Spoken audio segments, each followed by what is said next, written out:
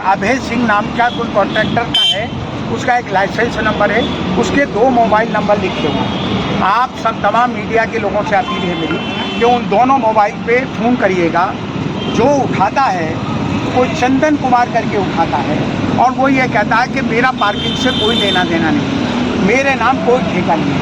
अगर अभय सिंह का ठेका है तो डिटेल, क्योंकि एमसीडी की बाई लॉ गाइडलाइंस में ये है कि जो भी ठेकेदार होगा उसकी टोटल डिटेल जो है वो बोर्डों पे लिखी होगी, लेकिन नंबर किसी और के दे रखे हैं, एड्रेस कहीं का दे रखा है, एड्रेस नोएडा का दे रखा है, जिससे उगाई करने वालों ने बात करवाई वो गोविंदपुर में रहता है। इसका मतलब ये बहुत बड़ा एक नेक्सस चल रहा है कि कोई आदमी कहीं रहता है, कोई आदमी कहीं रहता है, किसी का मोबाइल नंबर है, किसी का हो सकता है कि ये जो लाइसेंस नंबर दे रखा हो ये license New Friends Colony community centre का हो या कहीं और का नंबर हो, है ना, और वो यहाँ लिख रखा हो। इसका प्लीज़ आप डिटेल में जाएंगे, आप उन नंबर पे ज़रूर फ़ोन करेंगे और वो नंबर ज़रूर हाईलाइट करेंगे जो यहाँ शो करता है कि जिसकी ये पार्किंग। देखिए दोस्तों, पता नहीं ये पार्किंग लीगल है या इलीगल नहीं है। इसका मतलब लोकल पुलिस इन्वॉल्व है, इसमें एसीपी सरिता सुखदेव बिहार इन्वॉल्व है, पवन कुमार इन्वॉल्व है, ट्रैफिक पुलिस इन्वॉल्व है, अमानतुल्लाह इन्वॉल्व है, और ये हम किसी कीमत पर नहीं। अभी आज हमने जो एमसीडी का इंस्पेक्टर है लाइसेंसिंग, उसको फ़ोन किया कि वो इमीडिएट हमारे पास आए। वो आज आएगा, कल आएगा। अगर एमसीडी वालों की गलती होगी हम किसी कीमत पर भी उनको नहीं बख्शेंगे, क्योंकि एमसीडी की रिस्पॉन्सिबिलिटी हम पे ज़्यादा बनती है। और अगर ये कहते हैं, मैंने अभी किसी को वो अगर ये कह दे आसिफ भाई नहीं नहीं ये सही है, हो सकता है नाम गलती हो, लेकिन ये सही है, हम लोग सही तरीके से ले रहे हैं। देखिए, हमने उससे ये कहा है, अभी हमने उसे नहीं बताया कि क्या घपला चल रहा है। हमने कहा अब वो आएगा, हम उससे कहेंगे कि पार्किंग की जितनी गाइडलाइंस है हमारे पास, किन किन शराइत पे आप देते हैं, किन रोडों पे देते हैं, आप डिटेल लेकर आइए। अगर एमसीडी ने गलत की है तो एमसीडी के इंस्पेक्टर, जो भी इन्वॉल्व हैं उनको इसका खमियाजा भुगतना पड़ेगा। आपको हम कह रहे हैं, हम अगर एमसीडी ने दिया है, देखिए अभी मैंने यहाँ 5 लोग उगाई कर रहे हैं, पोल बटे हुए हैं। मैंने उनसे कहा कौन आपसे पैसे लेता है, वो कहता है कि हमें 2-2, 3-3 पोल दे रखे हैं, शाम को एक आदमी आता है वो हमसे पैसे लेके चला जाता है। हमने कहा उसको फ़ोन मिलाओ, तो मैंने कहा कि भाई आप पेपर दिखाओ, तो उसने कहा कि मैं कल परसों में आपको पेपर दिखा दूँगा। मैंने कहा हमें आज ही चाहिए, नहीं आया। अभी आपने देखा कि अरीबा ने 600 नंबर पे कॉल करी हैं, 102 नंबर पर 112 पे 6 कॉल हैं और रिकॉर्ड हैं। एक भी शाहीन बाग का थाना यहाँ से 100 मीटर पर है, टिकट 50 मीटर पर है। अगर ज़रा सा किसी से टच हो जाता है, जहाँ उगाई का मामला होता है, 1 मिनट में पवन कुमार यहाँ भेज देता है ना। अगर किसी की रोड़ी बदरपुर होगी 5 मिनट में पुलिस आ जाती है। किसी की छत पड़ी होती है, एक चुनी हुई नुमाइंदा 6 बार 1.5 घंटे से रोजे में यहाँ खड़ी हुई है और लोकल पुलिस आने को तैयार नहीं है। आया है तो ये कह के चला गया कि हम कंसर्न कर लेंगे। अगर यही मामला दूसरा होता, अभी कंचनपुर ये शर्म विहार में बाउंड्री हो रही होती तो 2 मिनट में कह देता कि झगड़े का प्लॉट है, वहीं तय कर देता, कहता 5 लाख रुपए लगेंगे। लेकिन यहाँ ये कह के चला गया कि हम ठेकेदार से पूछ लेंगे, कह के, क्योंकि पवन कुमार 5 लाख रुपया लेता है एसीपी इस पार्किंग से। अरे आसिफ भाई, आप एग्जैक्ट अमाउंट ही बता देते हैं, 5 लाख, अहमदुल्ला 5 लाख, वाजिद 5 लाख ही कैसे अमाउंट चल जाता है आपको? देखिए, आप शाम तक यहाँ से लेके 9 नंबर से लहर तक खड़े हो जाइए, आप खुद ये कहेंगे कि कम से कम 1 लाख रुपए रोज़ की यहाँ पर 2 नंबर में उगाई हो रही है। अगर 30 लाख रुपया महीना शाहीन बाग के लोगों से और दुकानदारों से 2 नंबर में उगाई हो रही है, तो वो हिस्सा बांटी तो हो रही है ना। वो आप बता दीजिए किसके ऊपर 4 लाख जा रहे हैं। जहाँ तक मेरे सोर्सेज हैं सबको 5-5 लाख।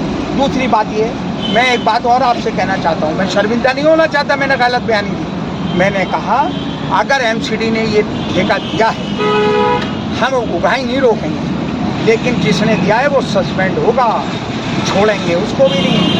ये नहीं ठीक है एमसीडी का कोई आदमी इन्वॉल्व है तो हम पल्ला झाड़ के कहते हैं कि नहीं एमसीडी ने जायज़ दे दिया, ये पीडब्ल्यूडी की रोड है। अच्छा, आपके हिसाब से आसिफ भाई यहाँ पे पार्किंग लग ही नहीं सकती है, कहना चाह रहे हैं। बिल्कुल। अगर एमसीडी ये कहते कि नहीं मैंने सही लगाया, और कहेंगे नहीं ये रोड पीडब्ल्यूडी की अब लग ही नहीं सकती पार्किंग यहाँ पे। मेरा ये कहना है कि हमारी प्रायोरिटी, हम तो मेरे घर के आगे लोग लगा के चले जाते हैं, गलियों में लगाते हैं।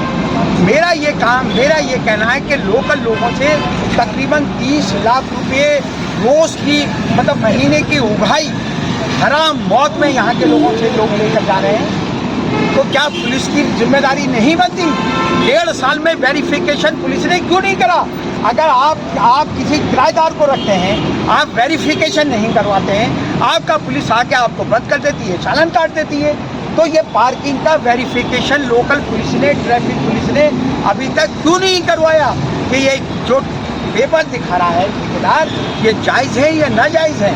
इसका सीधा मतलब ये है कि लोकल पुलिस और ट्रैफिक पुलिस और यहाँ के जो मुकामी नेता हैं वो सब इन्वॉल्व है। और हमने आपसे एक बात कही थी कि पुलिस मुझे अमानतुल्लाह ना समझे, फिर सुन लीजिए, आप कहेंगे अमानतुल्लाह पे बात लाई, उसे बकरी बना दिया, घर में घुसा दिया है। आसिफ को इसलिए बार बार अरेस्ट किया जा रहा है कि आसिफ खामोश होकर घर में बैठ जाए।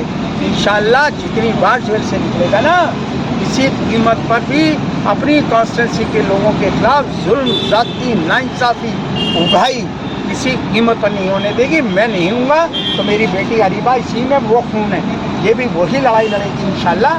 हम कहीं छुपने वाले नहीं।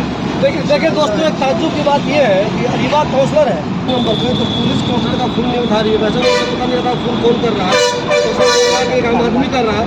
अरीबा मुझे एक चीज़ ये बताओ, जब एक काउंसलर का वैसे तो मालूमात से ये इशू अब हाईलाइट हो रहा है, मुझसे पहले 1.5 साल से ये यहाँ पे चल रहा है मामला।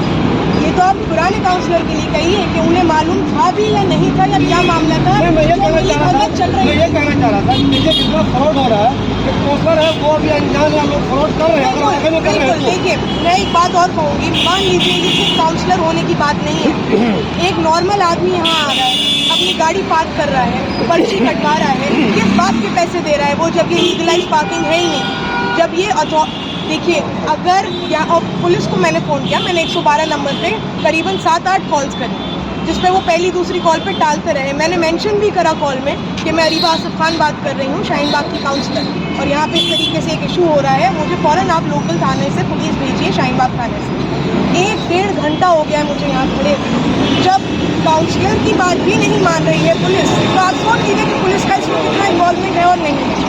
ऐसा तो नहीं है कि थाने में कॉल नहीं गई होगी, बिल्कुल गई होगी थाने में कॉल, वहाँ से कोई आने को क्यों तैयार नहीं था? क्या मामला है? आप कह रहे हैं कि हम एलिगेशन लगा रहे हैं, पुलिस इन्वॉल्व है, तो अभी आप 2 लोगों को यहाँ लड़ाई झगड़ा करवा दीजिए और कोई एक फ़ोन मिला दीजिए लोकल थाने में, 2 मिनट के अंदर पुलिस यहाँ खड़ी होगी। एक फ़ोन मिला दिए, समरसेबल हो रहा है कहीं, वहाँ 2 मिनट के अंदर पुलिस पहुँच जाएगी। किसी का लेंटर डल रहा होगा, वहाँ पुलिस पहुँच जाएगी। दुकानदार से कस्टमर की बहसा बहसी अगर प्राइस पे हो जाएगी, वहाँ पहुँच जाएगी पुलिस। और जब तक उनसे 5-5 हज़ार, 10-10 हज़ार, 25 हज़ार, 30 हज़ार नहीं लेगी, पुलिस उनकी जान नहीं छोड़ेगी। अरे मुझे एक चीज़ ये बताइए, यहाँ पे जो दुकानें लगाते हैं लोग, ठेले पे, कहीं चौकी पे, कहीं इस पे लगाते हैं, ठीक है, सबसे पुलिस वाला पैसे लेता है, सब जानते हैं हम लोग, 500-1000 रुपये लेता है। उस पुलिस वाले को तो मालूम होगा ना कि ये वाला इलीगल है या नहीं है, उससे किसी से बात हुई आपकी? बिल्कुल, देखिए अभी जो आए थे 1.5 घंटे बाद एक आए थाने से यहाँ पर, तो वो भी 5 मिनट हबड़ तबड़ में ये कह के निकल गए कि हम वेरिफिकेशन करेंगे। यहाँ पे आप वही बात के 1.5 साल से आपको इल्म नहीं था कि यहाँ क्या चल रहा है। विधायक साहब का ऑफिस यहीं आगे कोने पर है, वो इतना अनजान कैसे हो सकते हैं कि उनके एरिया में, उनके विधानसभा कॉन्स्टिट्यूंसी में इतना बड़ा एरिया है, लेकिन उनके ऑफिस के 10 कदम पे क्या चल रहा है उन्हें ये मालूमात नहीं है। अच्छा, ये पार्किंग जो है, मैं इसमें शुरू हुई थी, मैंने जो बच्चे वसूली करते हैं उसने 2 लाइन इंटरव्यू भी किया था।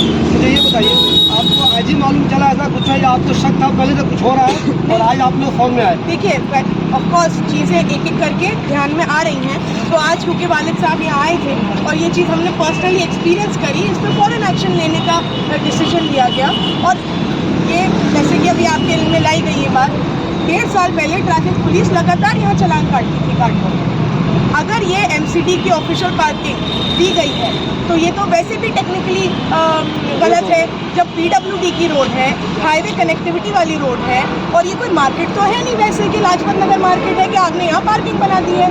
ये तो चलती हुई रोड है, आप यहाँ पे ऑथोराइज पार्किंग दे कैसे सकते हैं? अगर इसके लिए एमसीडी जिम्मेदार है, मैं रिटन कंप्लेंट फाइल करूँगी, और सिर्फ कंप्लेंट नहीं दूंगी, मैं इस इशू को ऊपर तक लेके जाऊँगी।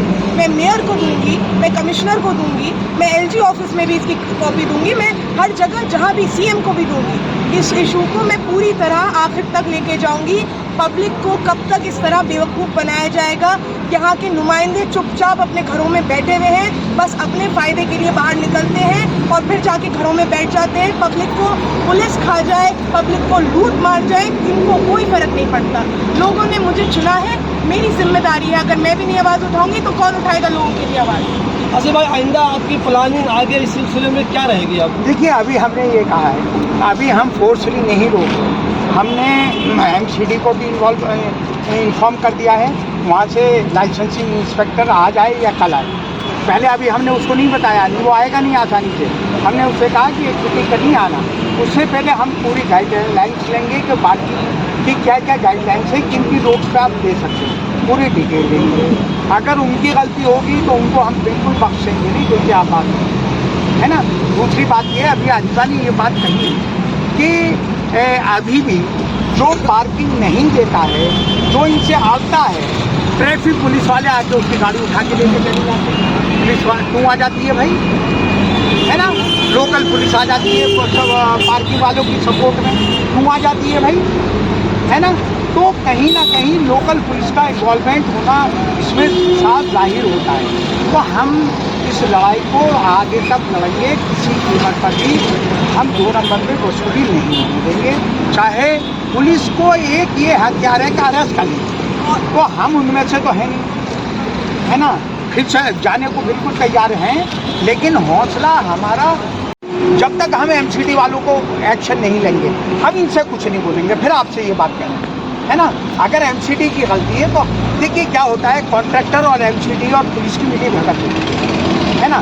तो पुलिस और कॉन्ट्रैक्टर एमसीडी के पाले में गेंद फेंक देगा, क्योंकि एमसीडी का जुरिस्डिक्शन आता है हमारा। तो एमसीडी वालों को तो हम ऐसा सबक सिखाएंगे कि वो ज़िंदगी में कभी गलत बात नहीं। अभी आपने कहा कि वो आ जाएंगे हमारे पास पैसे वैसे लेकर मनाने के लिए। कितने पैसे लेकर आएंगे तो मानेंगे आप? देखिए, आप मेरी आदत जानते हैं, मेरी आप आदत जानते हैं। अल्लाह का शुक्र है, हमेशा मैं तो कहता हूँ कि असल जिहाद हम करते हैं। जिहाद का मतलब ये नहीं है कि आप किसी पर जुल्म ज़्यादती करिए। जिहाद का मतलब ये है कि आप इंसाफ और हक़ की लड़ाई लड़िए। तो रमज़ान का महीना है, अगर आप हक़ और इंसाफ की लड़ाई नहीं लड़ते, आप रोज़ा रखें, नमाज रखें, कोई फ़र्क नहीं पड़ता है।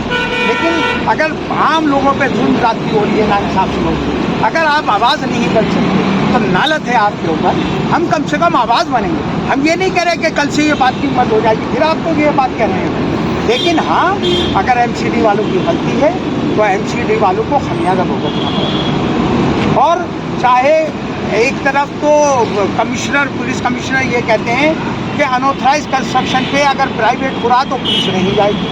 आप भी बता दीजिए, एक ईंट लगा के तो देख लीजिए आप।